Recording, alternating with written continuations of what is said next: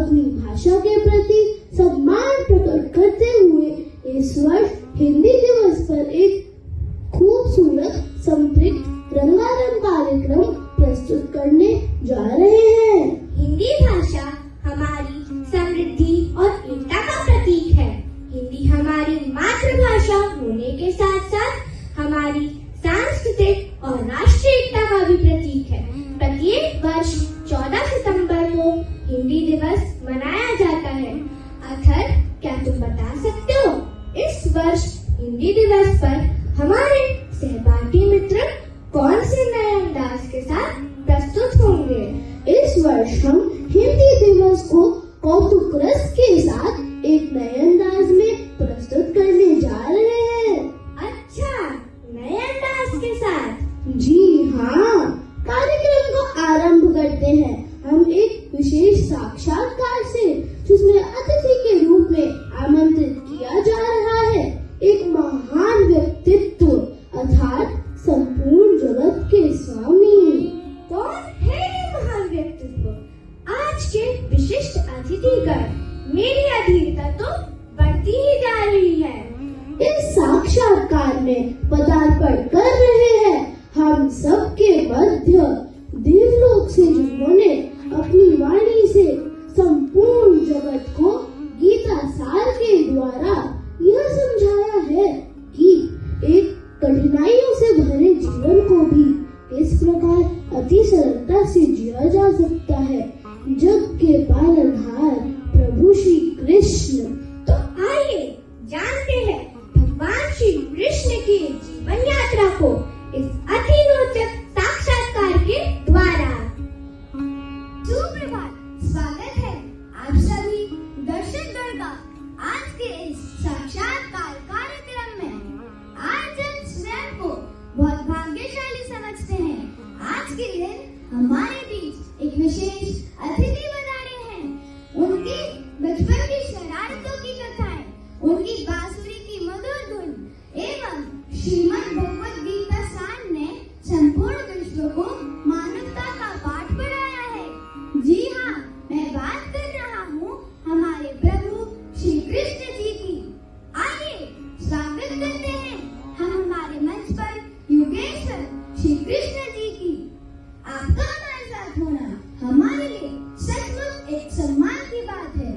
इस साक्षात्कार के माध्यम से हम आपके द्वारा दिए उपदेशों से बहुत कुछ सीखेंगे। धन्यवाद। आप सबके बीच आकर मुझे भी प्रसन्नता हो रही है। यदि मेरे जीवन और अनुभवों से किसी को प्रेरणा मिले तो यही मेरे जीवन का सबसे बड़ा सुख है। कृष्ण जी, आप अपने माता यशोदा जी और माता देवकी जी के प्रेम को अपने जीवन में किस प्रकार देखते हैं? देवकी मेरी जननी थी, जिन्होंने मुझे जन्म देकर अनेक कष्ट सहे। यशोदा मैया ने मुझे पुत्रवत पाला और अनगिनत स्नेह दिया। मेरे लिए दोनों ही माताएं समान हैं। एक ने मुझे जन्म दिया और दूसरी ने पालन किया। दोनों का प्रेम मेरे जीवन का एक अमूल्य धरोहर है। इसका मतलब माँ के प्रेम के बिना भगवान भी अधूरे हैं। कृष्णा जी, लोग हमेशा से आपकी और सुदामा जी की घनिष्ठ मित्रता के लिए आपको याद करते हैं। आपकी मित्रता हमें क्या सीख देती है? सुदामा निर्धन था, पर उसके हृदय में अपार प्रेम और सच्चाई थी। उससे मुझे जीतने की एक छोटी सी पोटली दी, पर मेरे लिए वही अमूल्य था। मैंने उसे प्रेम से अपनाया और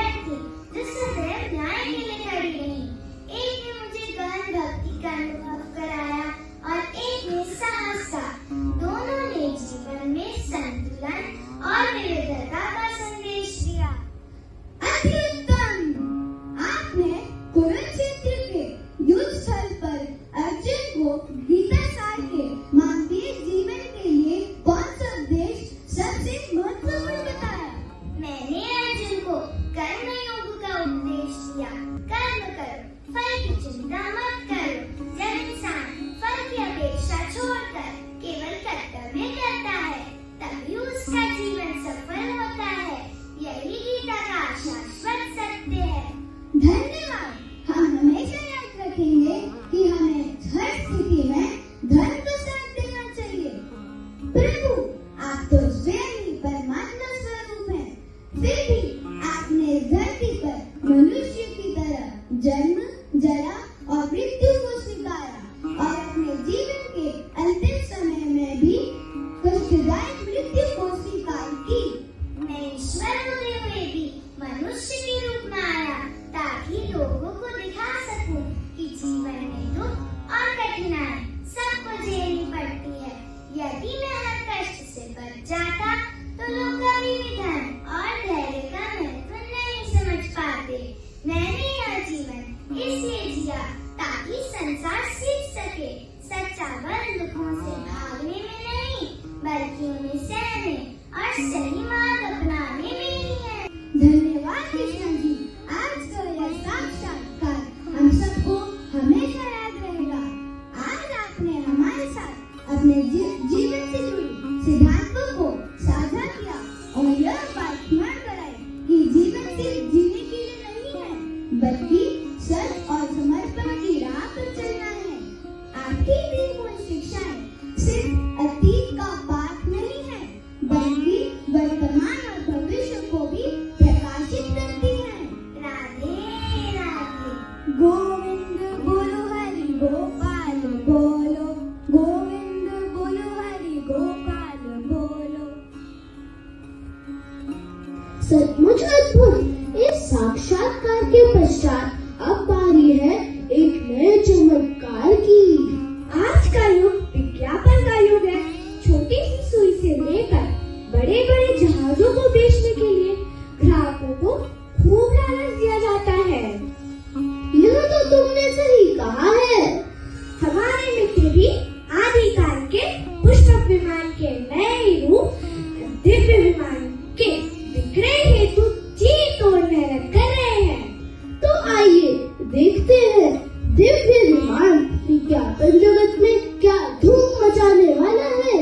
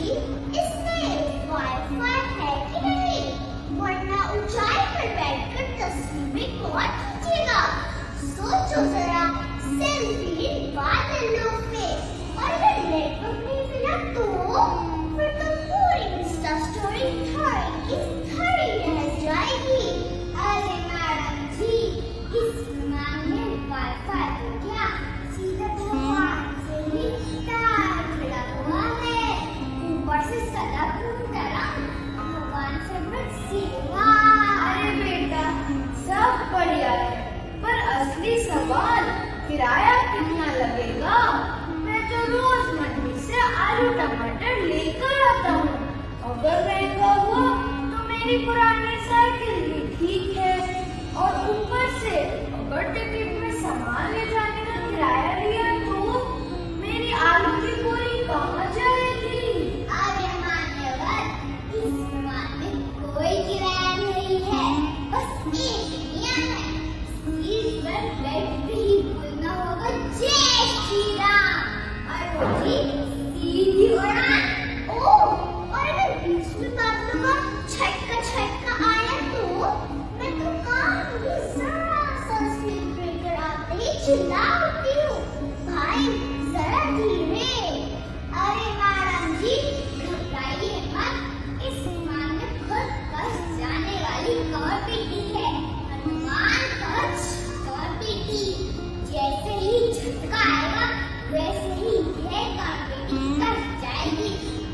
पृष्ठभूमि में बजेगा बजरंग की जय।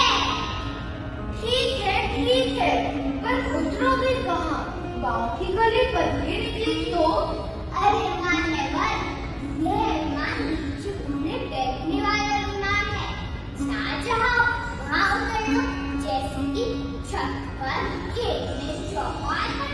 बस एक चीज पर ध्यान दें कि कोई कारगर्स आसपास ना हो, वरना आपका दूध जब से मक्खन बन जाएगा। वाह भाई वाह, ये तो टेस्ला, ऑडी, मर्सिडीज सबको मात दे देगा। बस एक सवाल, इसमें बचाने वाला भोंपू है क्या? थोड़ा ठाटदार होना चाहिए। अरे मैडम जी, जैसे ही भोंपू गूंजता है वैसे ही गूंजेगा जय श्री राम, और लोग अपने अपनी रास्ते छोड़ देंगे। ना कोई जान जंजाल रहेगा, ना जान का झुंझुन का टीवी का संकट का सफर इतना मजेदार। बादल भी बोल उठे, मुझे भी ले चलो अपने संग यार। दिल में हो प्यार, कंठ में हो राम का नाम, तो यह विमान पहुंचा देगा आदि अंत धाम। सुनिए, अगर आपको हमारा विमान पसंद आया तो दूरभाष पर कांटेक्ट करें 0004532119 पर। धन्यवाद। वाह, अति सुंदर एवं रोचक है ये दिव्य विमान। आखिर क्या तुम यह खरीदना चाहोगे? हाँ, इसके लिए मुझे बाजार भी तो जाना है। लेकिन उससे पहले तुम्हें दर्शकों से भी कुछ कहना है। अरे हाँ, मैं तो आप सबसे यह कहना भूल ही गया था। अगर आपको हमारा यह कार्यक्रम पसंद आया हो तो आप हमारे चैनल को लाइक करें, शेयर करें और सब्सक्राइब करें। इसी के साथ आप सभी को हिंदी दिवस की हार्दिक शुभकामनाएं। आप सभी का दिन मंगलमय हो। धन्यवाद।